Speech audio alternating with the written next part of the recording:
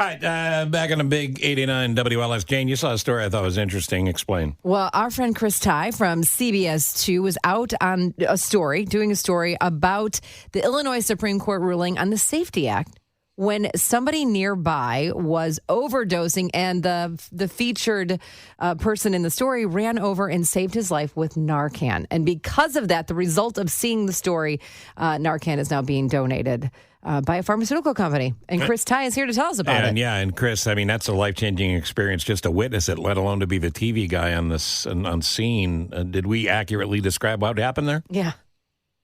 Yeah, I mean, it was pretty remarkable. I'll tell you, I mean, we went out there to do a story on, of all things, bail reform, and then kaboom, where my photographer's out getting a little B-roll, and he says, there's something going on here that we did not see coming, and the subject of our piece just jumped into action. Yeah, it was very, very surreal. So the subject of your piece just happened to have Narcan in his trunk?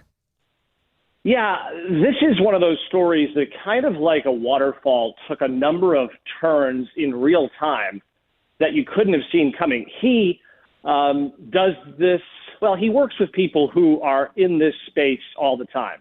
So, yes, it'd be as if somebody who's a medic or an EMT has things on them that maybe you and I don't. And so we see him jump into action. But then what's remarkable is as we're interviewing him and he goes, by the way, I myself am an addict, a recovering addict, and 8 years ago was exactly like this gentleman that I just saved. And it hit me pretty hard that this is the story today, not the story on bail reform that we set out on. So, yeah, he was one of those angels. I mean, if that were to befall you or your child or your loved one, you want a guy like that to be in the zip code or maybe in the parking lot, as was the case in our situation. You know, we had a conversation this week on the show with somebody else related to this and related to the day. And the intimation was that ideally we will all have access to and be able to carry Narcan in our car and potentially be able to save someone if needed. Do you see that as a reality? Yeah, I mean, it's already happening to some degree. We were talking with the sheriff, and he said, now that folks who are listening to this on the radio, it's like that. My wife always talks about when you buy a green car, all you see are green cars. Mm-hmm. When you hear a word you've never heard before, all of a sudden you hear it everywhere. You're going to see Narcan kits when you walk around now. You'll go to a movie theater, kind of like we've seen defibrillators pop up, right, in those glass boxes. Yep.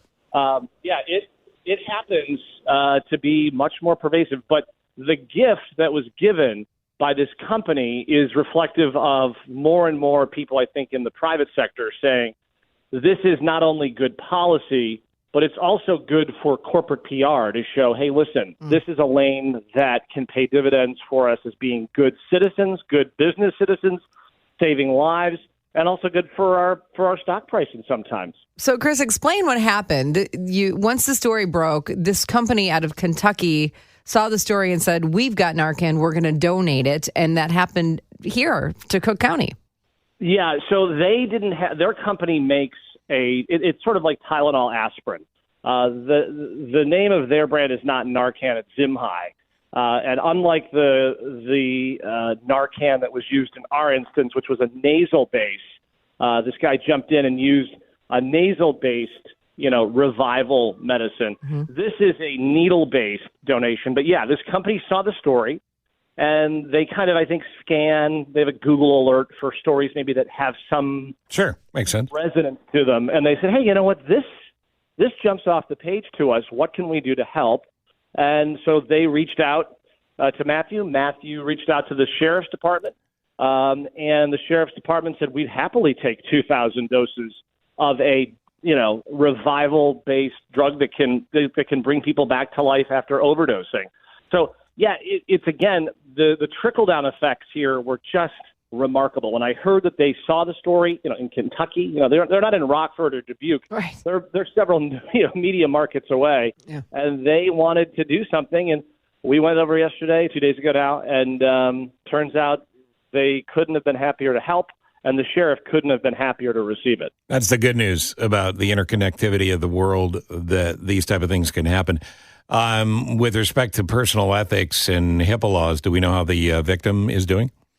He's doing fine. He actually, I mean, for me personally, this is one of those top 5 in my career. Wow. Not because of, the long-lasting effect of it, but the fact that in real time, I saw this happen. We came back to the station. We were still going to do story A, and we had a real intense editorial meeting. We said, no, we need to swing to what happened to you in real time. And so we switched our story to about 7 o'clock, put it on the air at 10 o'clock. And just before I went on the air, I got word that the guy who had passed out, who was brought back, came back to the gas station where it happened, the Amoco off of Roosevelt Road, and wanted to tell everybody that he's doing fine and he's thankful for all the things that happened to him. So I can't speak to what's happened to him between then and now, but that day he was the beneficiary of a hell of a lot of luck and advanced medicine that has given him a second shot. Kind of a life-changing event for you, which is cool because you see a lot of stories you report and you're one of the best. Now, the pushback on this has been in the past, it leads to more careless use of opioids and that there are defective forms of Narcan, labeling issues that can be even more dangerous, things of that nature. Are we beating those arguments down? As the gentleman who jumped in that day said at the end of our piece, he goes, listen, this guy can't even make an argument for his life if he doesn't live another day. There you go. And in that moment, it's a pretty binary decision. Do you want to let this person die, or do you want to utilize the drug that happens to be there? And exactly. I think that the notion of more of this life-saving medicine versus less of it, I mean, how we want to budget it from a federal or state or municipality level, that's a conversation of proportionality. How much do we want to put tax dollars towards it? There's a conversation there. But as far as saving these lives, absolutely.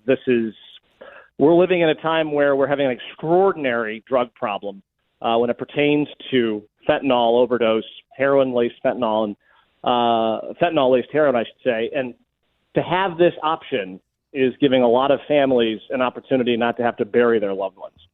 Yeah, I mean, what a life-changing moment for you and the crew, but also this domino effect that you've created because of what happened to you that day to help save lives and then spread awareness across all markets. And now even with our friends in Kentucky and being a part of the story. So thank you. Yeah, nice work, Chris Tye. Please, I was the least impacted. I mean, I was the least important part of the chain. I was the megaphone that gave it some amplification, but that's important. It was really just remarkable. I was really happy to be able to give it some attention. Chris Tye, CBS 2. Watch him. Thanks, bud. Thanks, Chris. You bet.